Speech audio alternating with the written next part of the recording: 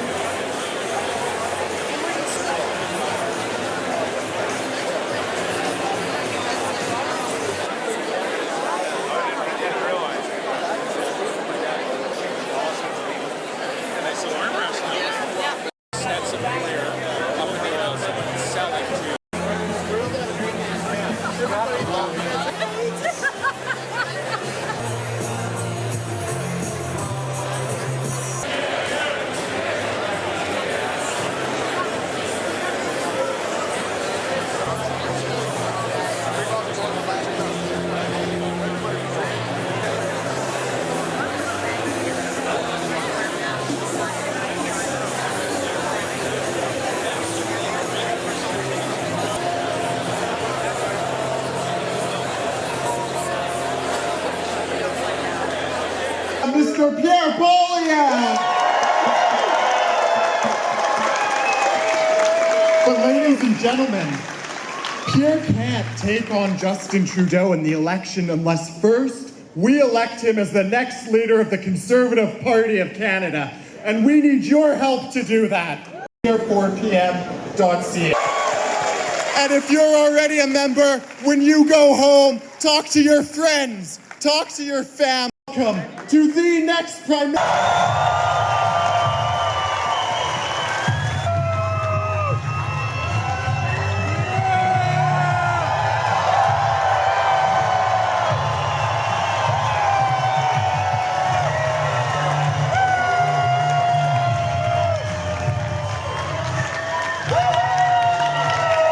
Wow, thank you for that great Vancouver welcome. Great to be with you.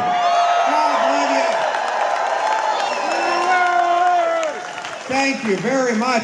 What do you figure? How many people do we have in here? Is it over 100?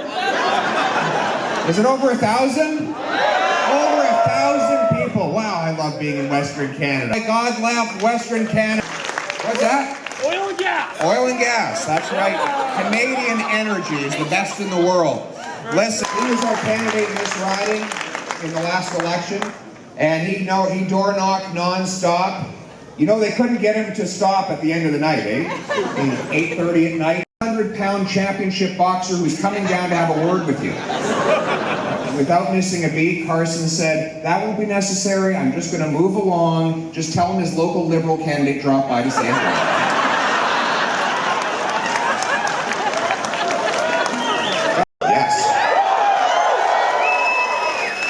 I said, yes, I believe in free speech. He said, how would you like to give one? That's how I end. A little piece of paradise for themselves out of this big cold patch of land called Canada. They wanted to come to a place where they could decide for themselves, think for themselves, work for themselves, and be themselves in a big free country, right? That's why my ancestors came here. In fact, my great-grandfather came to Western Canada from France about 100 years ago. Around that time, Wilfrid Laurier was the Prime Minister of Canada. He was asked, what is the nationality of Canada? And if he were a European leader, it would have been easy. He would have just answered by the local ethnicity. You know, in France, French, Scotland, Scottish, etc. But here, we were already too mixed up.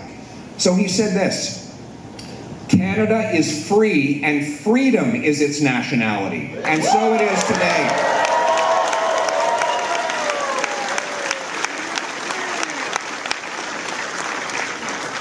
You know, but lately, people haven't felt so free in this country, have they? Whether it's the 14-year-old girl who's depressed after being cut out of her social and sporting activities for 2 years, or the small businessman shut down again and again until he couldn't get up off his back and run his business anymore. Or the hard-working hero who brought our goods across international borders for 2 years without a vaccine and was called a hero, and all of a sudden had his livelihood stripped away by a trucker mandate that was based not on medical science but political science.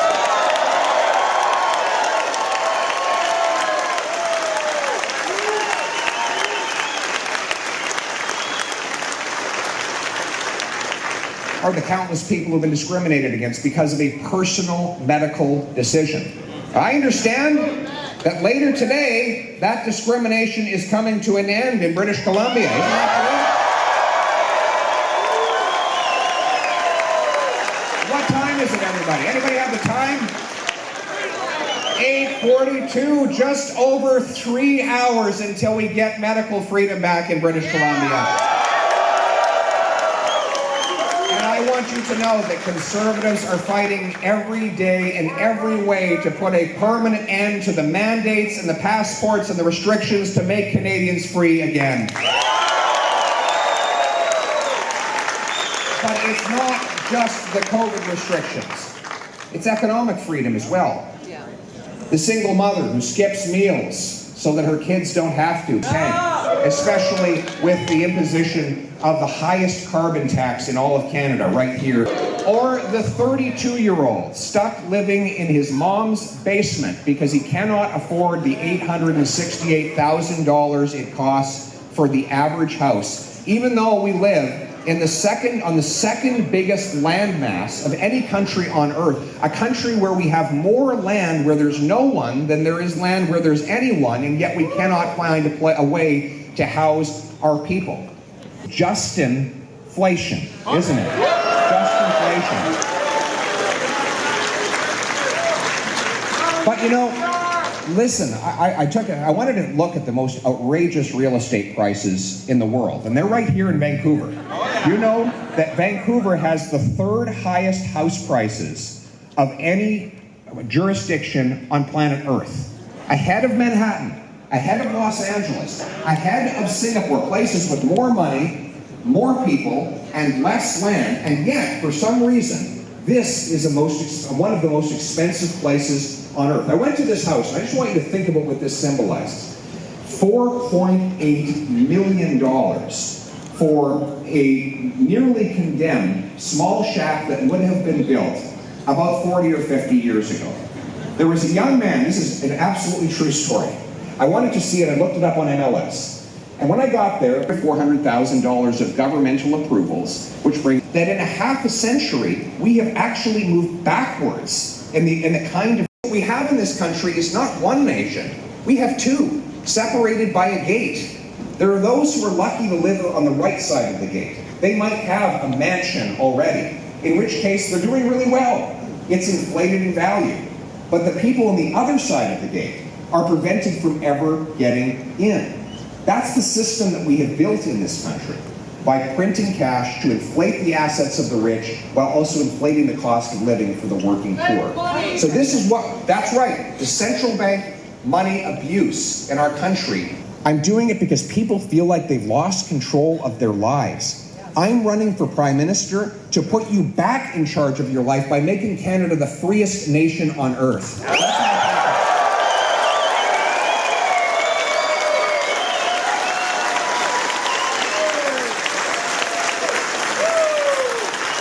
So how are we going to do that? Let's get down to some solutions here, folks. First of all, we're going to stop the money printing, aren't we? We're going to stop money printing deficits that have driven up the cost of living. We're going to ensure the Bank of Canada has a very simple mandate, which is to keep inflation low, executives, and to protect profits for failing construction companies. I believe in the free market. If you get a contract, you deliver it on time or on budget, and if you don't, you as a company pay the price. You don't pass those costs on to taxpayers.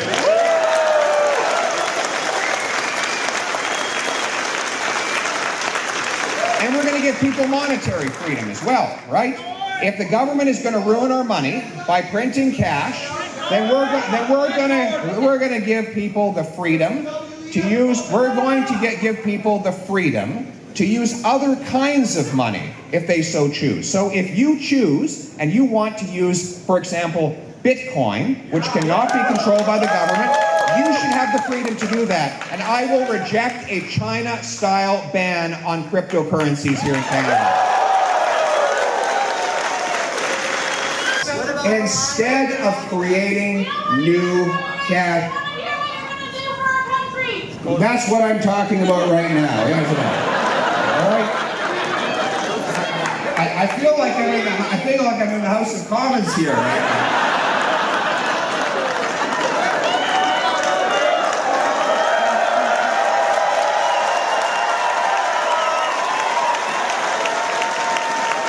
I feel like I'm being shouted out by a CBC journalist or something. Who let the CBC in here? That guy with the CBC over there, the guy screaming over there. I forgot to mention, we're also going to save $1 billion by defunding the CBC.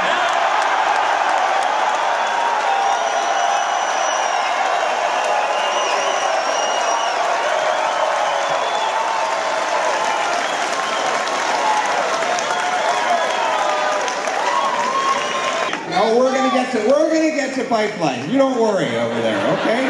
We got some good pipeline workers over there. Give them that. Yeah. So that's how we're gonna save the money. So we don't have to print cash anymore. Instead of creating more cash, why don't we start creating more of what cash buys, right? So if inflation happens because the number of dollars grows faster than the amount of goods and services, what if we grew the goods and services faster than the number of dollars, right? Think about it.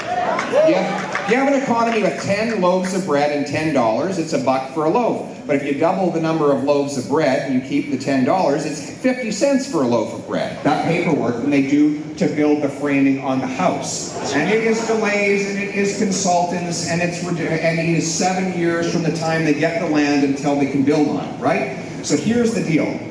A Pierre Polievre government will make it a condition of getting federal infrastructure money that the municipalities speed up building permits so that we can unleash the construction of 1 million new affordable homes right now.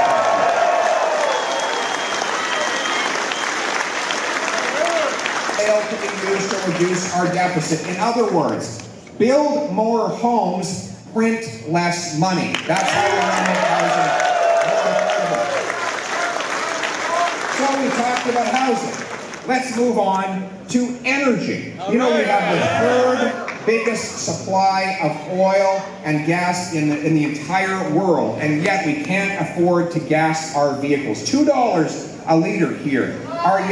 We cannot seem to bring even our own oil to our own refineries. You know that the St. John refinery in New Brunswick, we import 130,000 barrels of oil every single day. That's almost 1 million a week, most of it from Saudi Arabia and Nigeria. Why is it we're sending our money to foreign dictatorships when our energy workers are without jobs here in Western Canada? So let me tell you the solution, folks. At C69, so we can build pipelines. We are going to build Canadian pipelines with Canadian steel to get Canadian energy to Canadian consumers, generating Canadian paychecks again.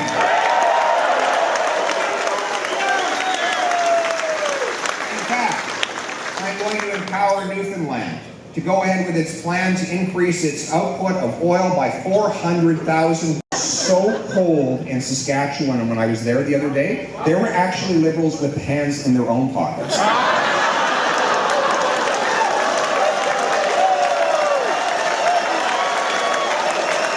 Family doctor in this room.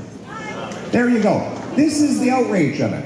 We have thousands of qualified doctors who come here as immigrants, and they can't work because regulatory gatekeepers deprive them of a license even though they're qualified. Meanwhile, our children scream in emergency rooms while they wait 5 and 6 hours to see a specialist. We have shortages of engineers and architects and in the trades, mechanics and other working people.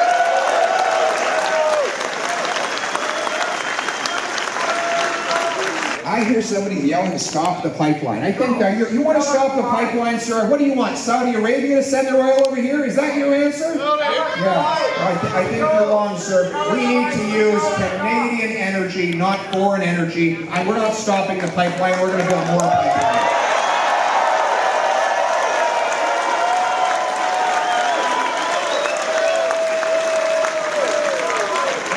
You've got a few gatekeepers in the room, eh?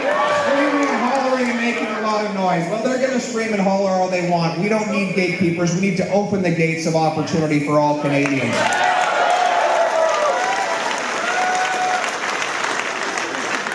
And, you know, speaking of shouting people down, aren't we going to put an end to this outrageous, politically correct woke culture that tries to...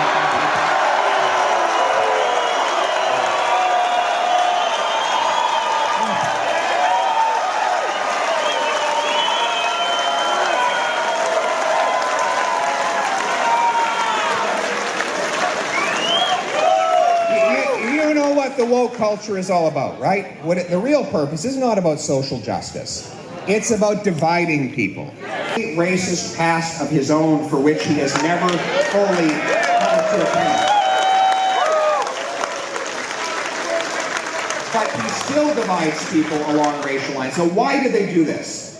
Ladies and gentlemen, it's the oldest trick in the book. Divide and conquer, right? If the government can make you afraid of your neighbor, turn you against your truck driver, get you fighting with your coworker, they think that they can force you to turn to the government and give them more power, right? And so, this is what they're... Did we read about this in Orwell's 1984? A digital arms commissioner? I can guarantee you one thing. On the first day I'm Prime Minister, he will be an unemployed digital arms commissioner.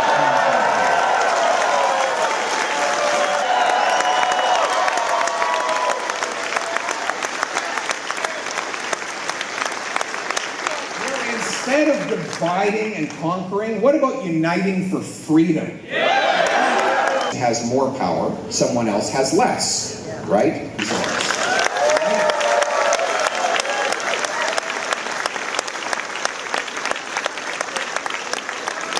one person has more freedom to make decisions for themselves, it probably means their neighbor has freedom. The Conservative Party, if you want to vote in the leadership race, if you want me to be your Prime Minister, I must first be your leader, which means you have to have a membership in the Conservative Party, and that means you have to be a member of the party if you want to vote as well. Get your membership if you want to vote, because, ladies and gentlemen, freedom, that's right, Deacon Baker, you know what I'm going to say. I am a Canadian. Stand for what I think right. Free to oppose what I believe wrong. Free to worship God in my own way. Free to choose those who can govern our country. Freedom and I pledge to uphold for myself and for all of mankind. Thank you very much. Let's hear it for the next leader of the Conservative Party in Canada, the only person who gets Mr. Pierre Polievre. Now, ladies and gentlemen, this evening isn't over yet. I was speaking to Pierre and he told me that he wants photos with each and every one of you this evening.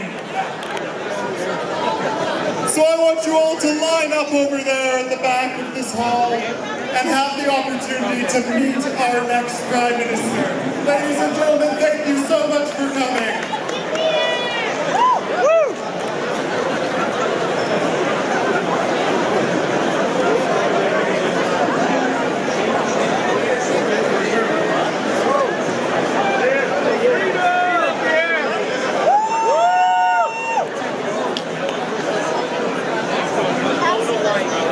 What did you think of Pierre tonight? It was inspiring seeing people get around a common cause, freedom. That's why I'm here. Do you think that what do you think his chances are? I think he has a very good chance slowly as more people wake up and realize how much of their freedom's been stripped away in so many different ways.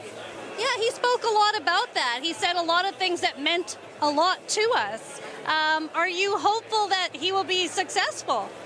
Absolutely. This country needs a change. And I think he's our best shot. What To make Canada the freest country on earth. And that's a hill to die on.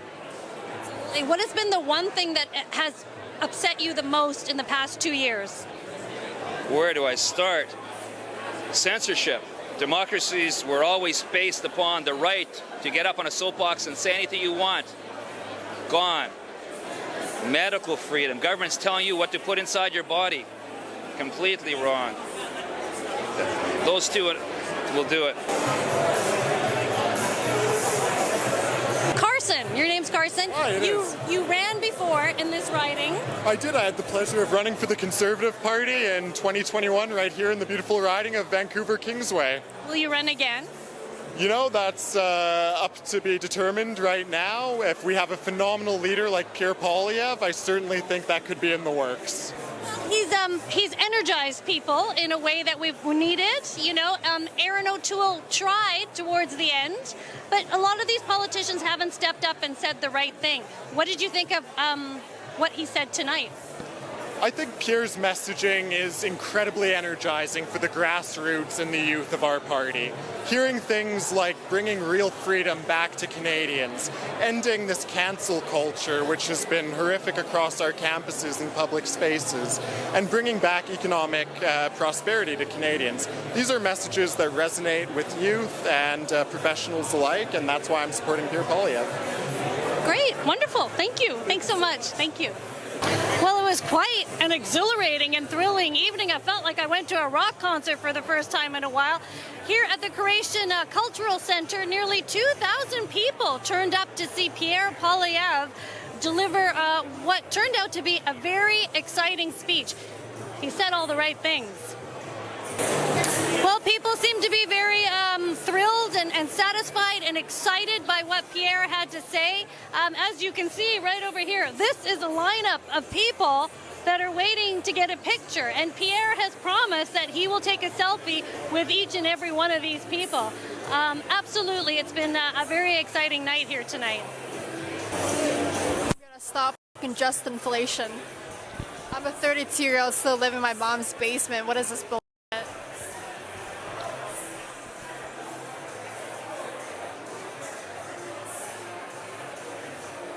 What's your hoodie in the shop? Oh, look at your hoodie. Okay. Say when. Okay. Oh, I love your little hoodie here. Beautiful, right? Where did you get this? Dangercats.com. Check them out on Instagram. Dangercat69. Look, it's like we're twins. Right? Trudeau and I, we're twins or whatever. He's like my brother from another mother or whatever, right? But anyway, here you guys are to see Pierre. Yeah. What did you think of what he had to say? It was awesome. Awesome. Like, it's, you know what I'll notice? I didn't hear a single or which is a big change from Trudeau. That's something I definitely like. He's definitely a good speaker, a little bit of a rock star. For sure. Now, you guys are younger people, might I say. May I ask how old you are? 19 and 18. Oh, okay. Well, you're allowed to have a beer. You're not quite yet. So what did you think of Pierre? Oh, I loved it. I thought he was very, very to the point. I appreciated that. And I felt like I appreciated the way that he would follow up every statement he made with a true plan, which I felt like you wouldn't see a lot of if Trudeau was giving the speech. You know what I mean? Yeah, he wasn't running around any of the points. He was attacking it head on. I definitely like that. He definitely said a lot of things that meant a lot to people here and that people want to hear. Can you tell me what has been the most annoying thing that has happened to you guys as being young people in the past 2 years? What's been the hardest? Woke cancel culture, for sure. Just coming out of high school, it's ridiculous. Like, even what you can see in the media, it doesn't compare to, like, not... I mean, you don't get called out that often, but obviously when you do, it's a nuisance. It's more just like the fear of you don't know if someone's gonna like try to attack you for something that you say, right? Anything Even just you like say today could be a talking point for 5 years from now. even just like a basic opinion that I don't think is that controversial can be blown up and kind of made radioactive. It's Exactly. definitely So as younger people, you feel like you don't know what to say. You don't know if you're always Exactly, worried yeah. about saying the right thing. That sucks. It's tough. It's tough. And I mean, talking to my friends, it's, you know, there isn't a whole lot of young people out here right now. I mean, it's tough because, you know, it's school week, right? School day. But, yeah, even talking to them, plenty of conservative friends, almost, I'd say probably about as many, 50-50, that are conservative versus liberal. And most of them just don't really come out and talk about it publicly just for that reason. It's messed up. People are afraid to talk about politics in general nowadays. It's really rough. Especially younger people, they'd rather have no opinion at all than something that might be controversial. All right, well, I just met two gentlemen who are here to see Pierre speak. What did you guys think of it, of what he had to say? I mean, I know Pierre quite a while now. I watched him a lot, so I hear his same speeches a lot. I just want to talk to him personally, just to give him some ideas, you know, and hope that makes some kind of difference. Give him ideas? Yeah, like on how to reform some of the problems I see. And because, you know, in my mind, it's the voting system that's causing the problem. Because the West doesn't get much representation, even though we're all like supporting the PC party. But because the number of seats is so much smaller than Quebec and Ontario, they did basically determine who is the leader or who is leading the country before we even vote. So that's really the issue right now. PCs have a lot of support. Yes. You know? Yes. I mean, and it's a meet and greet, so hopefully, you know, you can say what you have to say. So. Yeah. And what did you think? Yeah, I thought it was great. I liked how he drove home the freedom message and how he really emphasized the inflation problem and how the government continuing to print money is simply exacerbating the problem. It doesn't solve anything. And it just keeps making life more and more affordable, or I should say less and less affordable. And so, you know, it's leaving more and more of us having to live with our parents. Is that your situation? Yes, because I can't afford a house of my own here right now because the cost of living is so high. And then the Liberals just keeps taxing and spending, and then it solves nothing. And it's enabling the problem, not solving it. It's a society where we can't get ahead. No matter what. You're stuck. No matter what you do, you don't have an ability to get ahead, even when you try hard. You feel stuck in one place. Yeah. See, I feel like Pierre has common sense, and he talks like someone who understands what makes the economy run, okay? When Justin Trudeau talks, he just says a lot of words that actually mean nothing, but it just covers all the airtime. But he actually has an agenda behind the scenes that he's trying to execute. Nothing to do with helping Canadians. It's to help, you know, his agenda, the global leaders, you know, the people he's actually trying to support. At the United Nations World Economic Forum, they have these global agendas they want to execute. It's nothing to do with the average Joe Blow and what helps them to make their lives better. They say that in words, but when it comes to the policies and how they execute, it doesn't solve the problems. So I just find that enough is with all the filibustering and all the sort of, in my mind, just whitewashing of the issues, right? Just to say the right things on camera, but taking no real action. Okay, that's it. And you are a Pierre Polievre fan, are you? I am. I've enjoyed his act in Parliament. I think he's charismatic, a good speaker. He's looking out for the people. I think he's going to bring a positive change coming up for the Conservative Party. I think he's going to be a leader that people respect and look for. I think he's got a good position on Canada's goals that we need to get in line and bring people together. Obviously, I think there's some good policies behind it, and I think he's thinking outside the box to what young people, middle class, working class people need to do, and obviously the elderly as well, and new immigrants. So he said a lot of things, so he made some promises. What was one thing that stood out to you that you hope he can accomplish? Well, I think the biggest thing here is the biggest cheer was freedom here, and I think obviously we've seen in the past year this convoy here, and it wasn't about mandates. I think it was more about freedom, and what we've seen with the current Liberal party is the takeaway of people's freedoms here, and I see all the young people out here and diversity of people coming out, and freedom is the biggest thing to go for it. But it's again equating it back to working class families and people being able to afford their own homes, have a good quality of life for new immigrants and original Canadians as well. Okay. Check 1 2, check 1 2. Oh, you don't have headphones. It doesn't matter. Okay. It's okay. Yeah, it's okay. It's okay. Okay. Mr. Poilievre said a lot of very exciting things in this speech, and he said a lot of things that Canadians want to hear, things that they've been hungry to hear. He's going to cut some red tape. He's going to cultivate our own oil industry. He's going to bring back freedom, which is amazing if he can do it. And one of the things that he said that got the biggest round of applause and the biggest cheers was something that he said about mainstream media. I mean,